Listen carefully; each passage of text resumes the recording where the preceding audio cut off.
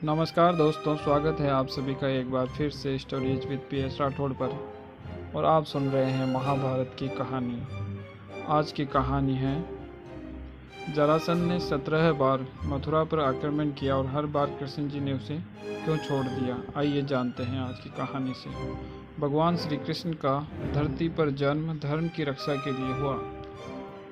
कौरवों को पाठ पढ़ाना और अपने मामा कंस का वध करना कृष्ण का अहम मकसद था। अपने इस लक्ष्य को हासिल करने के लिए कृष्ण ने अपने बहुत से रिश्तों को दांव पर लगा दिया था। अपनी भावुकता को परे रखकर चालाकी से आगे बढ़ना उनकी पसंद नहीं बल्कि वक्त की मांग थी। श्री कृष्ण का पूरा जीवन ही लोगों के लिए प्रेरणा बना। महर्षि वेदव्यास द्वारा रचित महाभारत ग्रंथ में अनेक महारथी व बलशाली राजाओं का वर्णन है। ऐसा ही एक महारथी राजा था जरासंध। उसके जन्म व मृत्यु की कथा भी बहुत ही रोचक है। जरासंध के जन्म से संबंधित वीडियो मैंने बनाया है, अगर आपने नहीं देखा है तो उसे भी एक बार ज़रूर देखना। जरासंध मगध वर्तमान बिहार का राजा था। वह अन्य राजाओं को हराकर उनको अपने पहाड़ी किले में बंदी बना लेता था। जरासंध बहुत ही क्रूर था। वह बंदी राजाओं का वध कर चक्रवर्ती सम्राट बनना चाहता था। एक कथा है जिसके अनुसार श्री कृष्ण ने जरासंध का वध तब किया जब वो कृष्ण पर 17 बार हमले कर चुका था।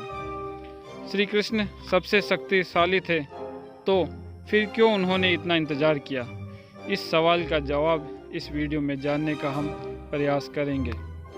जरासंध श्री कृष्ण के मामा कंस का ससुर था। जब श्री कृष्ण ने कंस का वध किया तब जरासंध अपने दामाद के वध से बहुत क्रोधित हुआ और उसने किसी भी कीमत पर श्री कृष्ण को मारने का फैसला किया। कंस के वध के बाद भगवान श्री कृष्ण को सबसे ज़्यादा यदि किसी ने परेशान किया तो वह था जरासंध।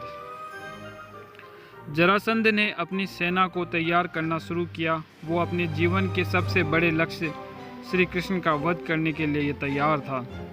इतना ही नहीं, इस काम के लिए उसने दूसरे देशों के राजाओं से संधियां भी की। इनमें वो राजा शामिल थे जो श्री कृष्ण को पसंद नहीं करते थे।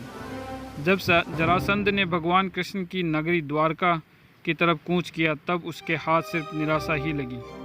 कृष्ण के मारने के प्रयास में उसे मिल भी क्या सकता था भला? और ऐसा सिर्फ एक बार नहीं हुआ।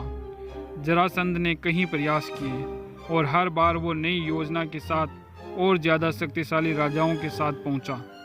इस काम के लिए तो जरासंध ने अपने दुश्मन राजाओं से भी हाथ मिला लिया था, लेकिन उसकी सारी कोशिशें बेकार ही रह गई। गौरतलब है कि इन पराजयों के बावजूद ना उसका हौसला कम हुआ और ना ही उसका यकीन। इसी धुन में उसने 1 या 2 नहीं बल्कि 17 बार कृष्ण को मारने की कोशिश की। हर बार कृष्ण उसकी सेना को खत्म कर देते और जरासंध को जीवित छोड़ देते। इस सेना में कई शक्तिशाली राजा भी थे जो धरती पर लोगों पर अत्याचार करते थे। जरासंध के कारण कृष्ण उन सभी दुराचारी लोगों को एक ही जगह पर खत्म कर पाते थे। जरासंध दुष्ट लोगों को समूह में एकत्र करता था और श्री कृष्ण उसका फायदा उठाते थे और धरती को ऐसे लोगों से मुक्त करते थे। जरासंध बार बार कर रहा था आक्रमण, लेकिन श्री कृष्ण हर बार उसे जीवित छोड़ रहे थे।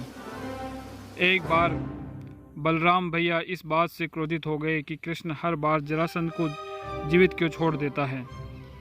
बलराम ने श्री कृष्ण से पूछा कि कान्हा, ये दुष्ट जरासंध बार बार हम पर आक्रमण कर रहा है, लेकिन तुम इसकी सेना को तो नष्ट कर देते हो लेकिन इसे जीवित छोड़ देते हो, ऐसा क्यों?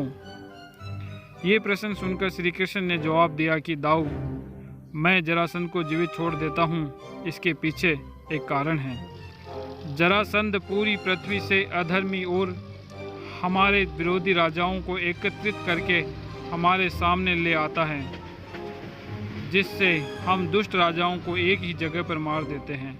अगर हम जरासंध को मार देंगे तो ऐसे अधर्मियों को मारने के लिए हमें स्वयं पृथ्वी के कोने कोने तक जाना पड़ेगा। जरासंध हमारा ही काम आसान कर रहा है। जब दुनिया के सारे दुष्ट मारे जाएंगे, हम जरासंध को भी खत्म कर देंगे। ये सुनकर एक बार फिर बलराम अपने छोटे भाई की बुद्धिमत्ता से काफ़ी प्रसन्न हुए।